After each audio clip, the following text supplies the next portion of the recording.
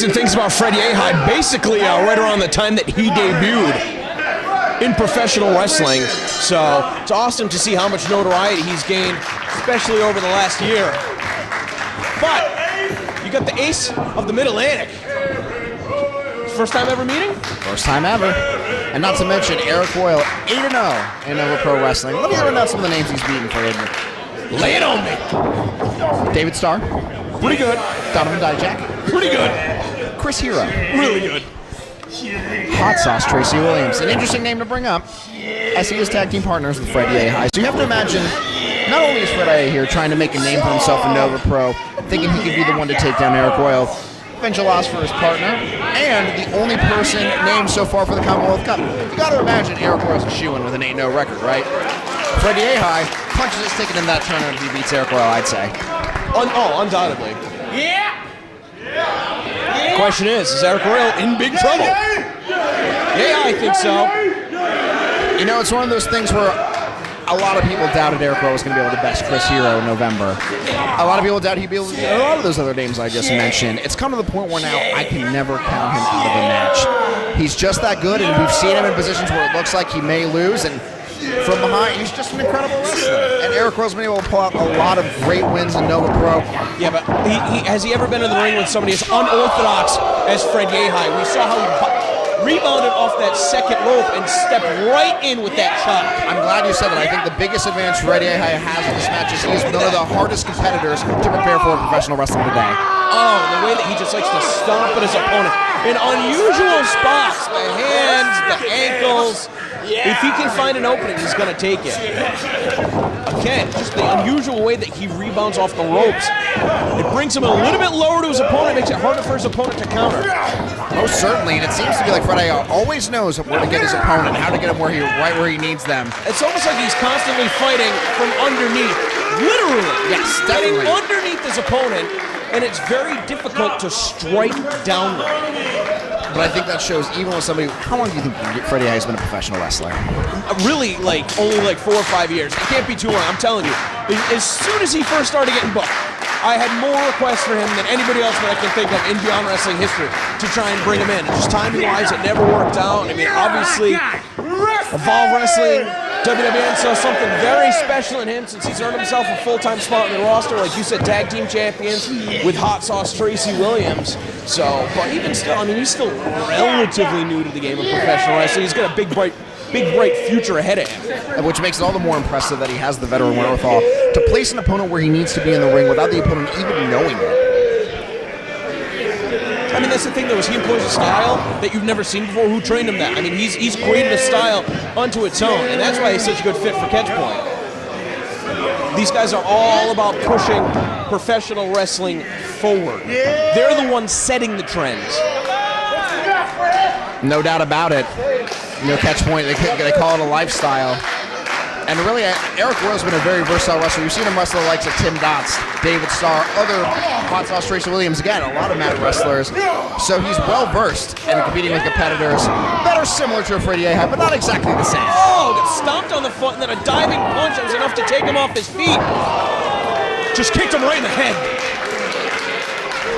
He might be in big trouble. Right now, certainly, and you have to wonder if Eric Royal, the love he gets from the crowd, the amount of wins he gets, if it's maybe it's that it's almost automatic when he goes against someone like Yehai that the win's gonna be there. Do you think it's the type of situation where he's facing so many tough opponents month in and month out, it's chipping away at him? Or is he growing stronger? You know, it could be one or the other, because it's not just here.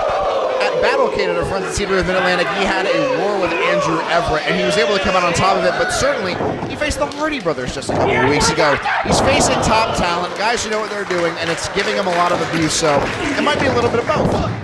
I'll tell you what, though, every time you can knock off one of the best in the world, you learn something from him, even in defeat. But if you can beat that person, not only are you learning from being in the ring with them, but you're learning on the fly in order to figure out when to counter them, what you can do to beat them, to counter their strategy, and to come back with one that's a little bit better. Yehai is just such a phenomenal athlete, though. This guy's so quick. Again, bouncing off that second rope and charging upward with that elbow. How can you defend that? We've seen Freddie had other Mid-Atlantic promotions with the PWI, such as PWX, but he really hasn't made that much of a mark on the Mid-Atlantic just yet. But again, if you're going to beat the ace of the Mid-Atlantic, a guy who was 8-0 in Nova Pro Wrestling, that's going to kick open a lot of new doors for Freddie.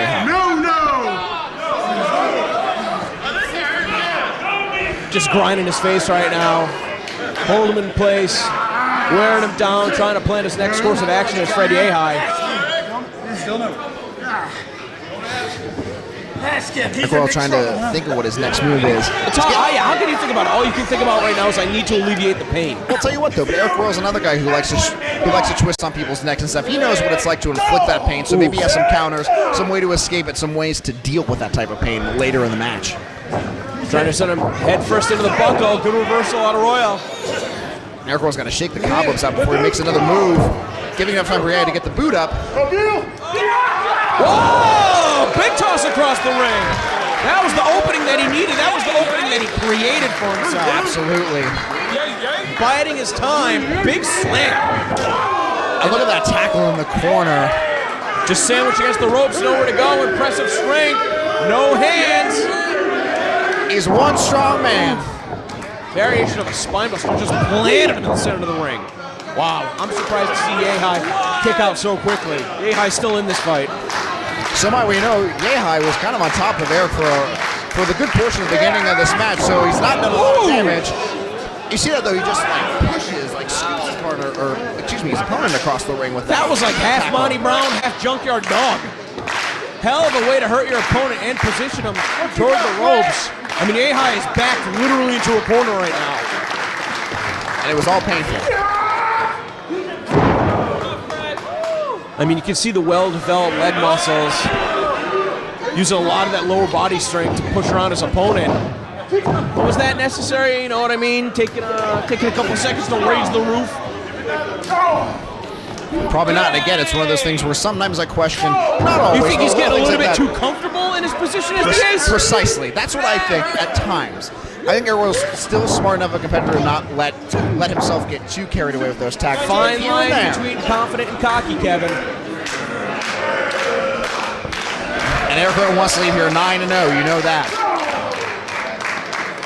Just pressing across that clavicle, the easiest bone in the body to break. I don't think that a competitor like Eric Royal would cross that line, just slamming him by the head again.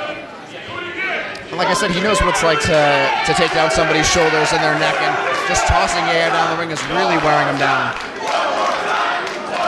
Fans want to see it one more time, but that could be a mistake. If he's got tunnel vision, it's going to give Ahai more time to counter. I don't know, man.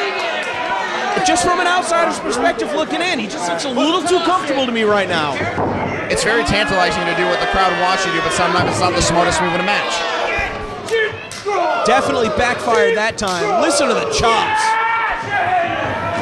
Yeah, coming up that second ropes, but caught with a big power slam. And that's what I'm talking about, learning on the fly to counter his opponent's strategy.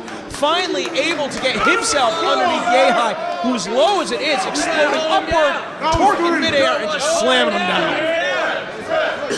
It's one of those things where hitting the second rope made it so Eric Royal used a little more strength for that slam, but it's even a bigger impact because of it. Oh, again, just this unusual, almost a body blow. Halfway between a pounce and like a thrusting headbutt. Well, you know, if Yaya's going to throw some unorthodox offense, Eric Royal might as well do the same thing.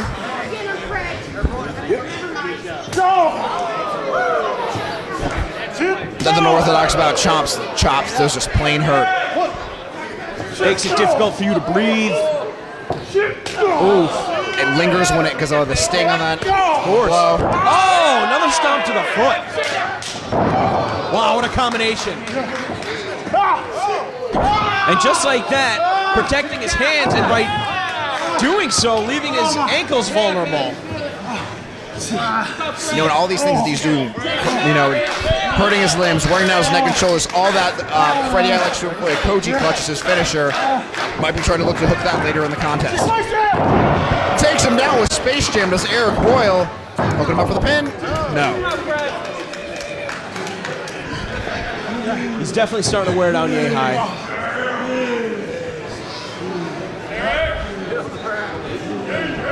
And again, it's one of those things where I think you need the sustained offense and you can't leave that much room in the recovery for your opponent if you want to be the victor of this contest.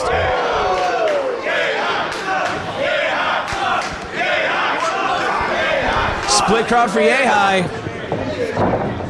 Oof. Able to catch himself in the apron right there. He almost fell to the floor. Look at that, swinging right back in. Misdirect to Eric Royal. Allows him to take him down with that drop kick. Again, it's one thing to maneuver your own body around the ring, but if you can move around your opponent, that's the mark of a great wrestler. Most definitely controlling where they need to go. Yehai's feeling it right now.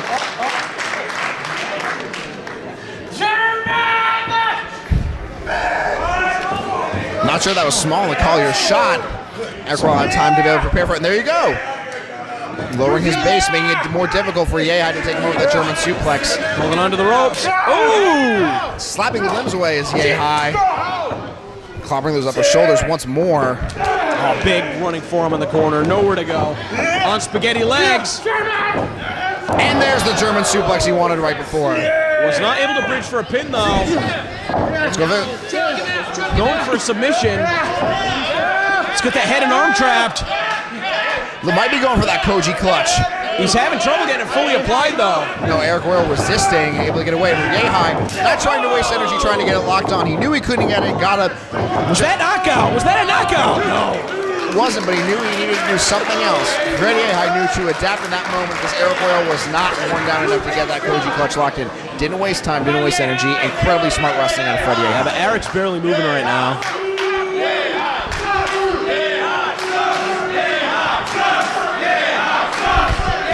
I'm not sure Royal knows where he is right now after that.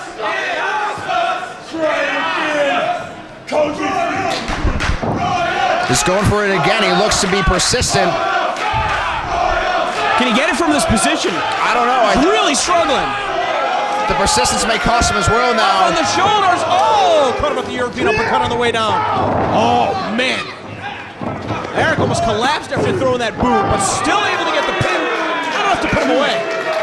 I think at this point, once he hits the sick kick, it's just elementary for him to roll right into that cover. Even though he may be a little dazed at this time, he knew that's what he needed to do.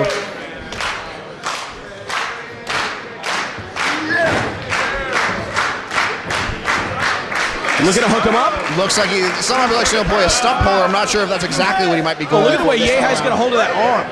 He's grabbing the wrist of Eric Royal. Now he's putting him where he needs him to be again. Ooh, holding him in place. Shot after shot. Might break a collarbone. You got to be careful. Yeah, I don't know if Eric should have released and just I don't know. less kicks there. I don't know if he could have gotten out of there. I think that's part of the problem. I think he was trapped. What on earth? Was not expecting that. I don't think Yehai was either. Oh, football sack with legs. That's what defeated Chris Hero. Oh, gosh. And then just again, that fourth press. Eric Royal remains undefeated with 9-0 and no pro. This guy's really good.